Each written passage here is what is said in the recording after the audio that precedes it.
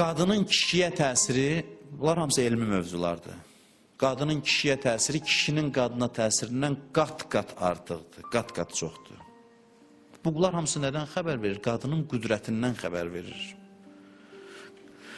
Kişi qadından davaya qalxsa, əslində biz davanın əleyhinəyik ki, bunları danışırıq, tutaq ki, biz dava üçün demirik, biz birlik üçün danışırıq mövzunu. Amma kişi qadınla davaya qalxsa, mütləq qadın qalibdir. Qadın kişiyə qalibdir. Qadının qüdrəti daha çoxdur.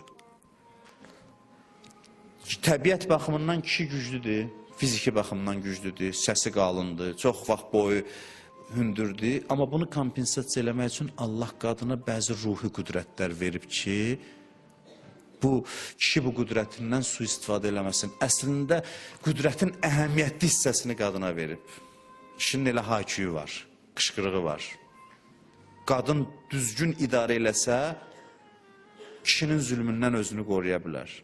Və ona hakim ola bilər, onun hərəkətlərinə hakim ola bilər. Kişi ailə başçısıdır, deyir, rəisdir, amma hansı baxımdan? Kişi ailənin bir daha vurğulayıram, hüquqi rəhbəridir. Pul gətirir, qərar verir, ailə daxili məsələlərdə, ailə ilə bağlı. Bunun da əhəmiyyəti var. Bu olmalıdır. Amma ruhi və mənəvi idarə etmə ailədə qadına məxsusdur.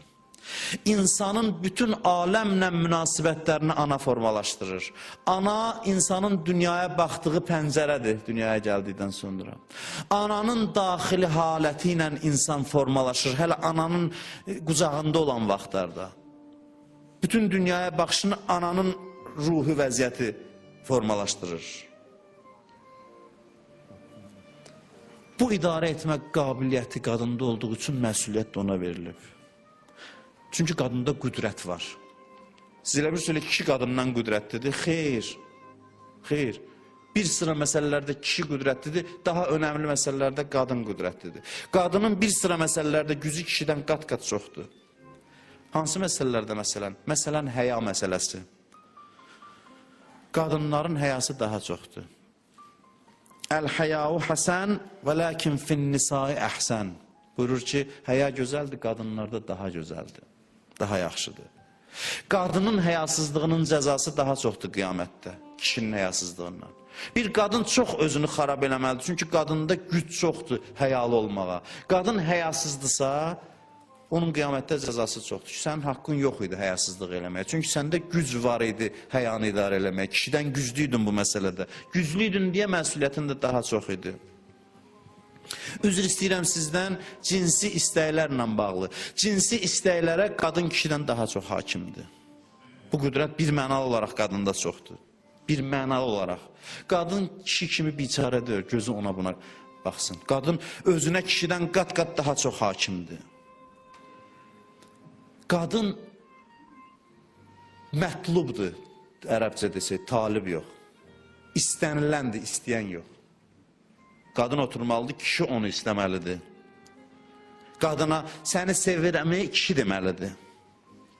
Bundan əlavə müasir elm sübut edir ki, kişi-qadın münasibətlərində qadın hədəflərə daha çox önəm verir, nəinki kişi. Məqsədə daha çox önəm verir. Qadın daha çox zahirdən, biz əksini düşünürük, bəlkə zahirdən daha çox qadın batinə fikir verir. Kişidən daha çox qadın batinə, daxilə fikir verir. Qadın ailənin qurulmasına kişidən daha rasional yanaşır. Bunu elm sübut edir, seçim məsələsində. Qadın daha davamlı münasibətlərə önəm verir, kişi isə daha çox zahirə diqqət edir. Mənəviyyatdan çox kişi nə qədər danışsın, amma onun baxışında zahiri məsələlər batindən daha önəmlidir. İctimai məsələlərdə kişilərin ağlı daha çox ola bilər.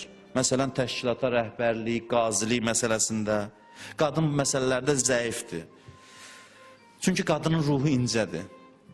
Və əslində qadının missiyası daha dəyərlidir. Necə qadına dillərə küçə süpürmə, elə dillər ki, gedib hakim olma. Sənə yaraşmır. Artıq sənə yaraşmayan bir yükdür. Sənin işin daha çoxdur, daha önəmlidir, daha mühümdür. Sən gedib hakim olmaq, mən hansısa şeyə rəhbərlik eləmək, gedirsən, olsan ol. Amma bu sənin üçün aşağı dərəcəli işdir, aşağı dərəcəli məsələdir. Qəzavətdən mühüm işdir sənin üçün, sənin misyon. Qadının daha önəmli missiyası var. Qadın münasibət qurarkən daha çox önəm verir münasibətin aqibətinə. Həyat yoldaşı seçimində deyirlər qadın daha qüdrətlidir. Statistika deyir ki, qadınlar kişilərdən az səhv eləyir həyat yoldaşı seçməkdə.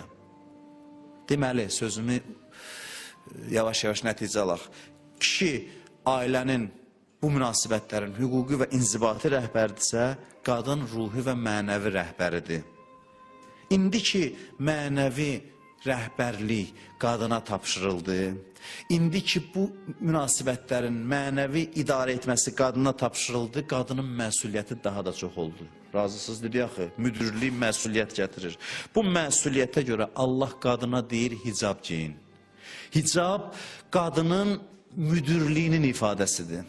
Münasibəti idarə etməsinin ifadəsidir. Hicabın fəlsəfəsi kişi və qadın münasibətlərinin idarə olunmasıdır. Bu məsuliyyət qadına tapşırılıb, bu qadının gücünün əlamətidir. Bu qadının gücünün əlamətidir, zəifliyinin yox. Qaydanı kim qoyur? Qaydanı müdür qoyur da elə.